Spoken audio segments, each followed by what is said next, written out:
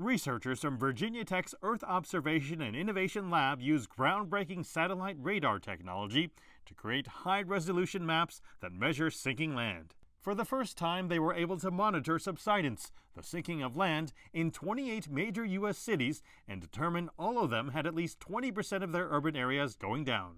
25 of those cities had at least 65% sinking. Several cities in Texas had the highest subsidence, chief among them Houston, which experienced as much as 10 millimeters a year, nearly 0.4 inches. Land subsidence, particularly in urban area, is an overlooked hazard.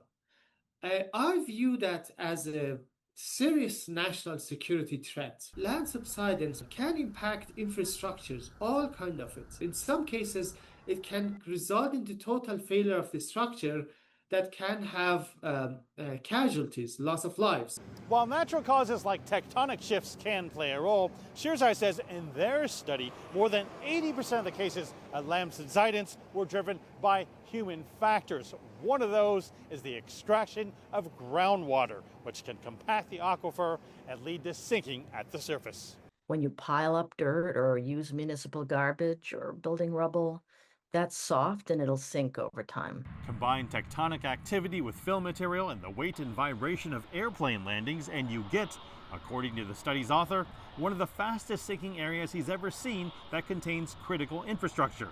Facing rising sea levels, the San Francisco International Airport is working on a $587 million plan to build a seawall to keep sinking runways from being soaked and damaged. If anything, the weight of the seawall berm actually adds to the sinking. They're trying to keep the waves out. That's important. But with airports, there's a funny problem where you can only build the seawall so high before you cut off the angle of approach of the airplanes as they're trying to land. So again, at some point, they'll have to add new material. Hill says while everything is a weighing of costs, rising sea levels will eventually force cities like San Francisco and around the world to adapt or else. We're going to see an accelerating rate of flooding. And at that point, I think we'd start to change shape. Floating airport runways, living with higher water in cities with canals, turning the Bay Area into something that looks potentially a little more like Amsterdam. It's a slow growing. It means that we have plenty of time to create a plan, develop solutions to mitigate it, or at least reduce its impact on our environment, on our infrastructure, and our livelihood.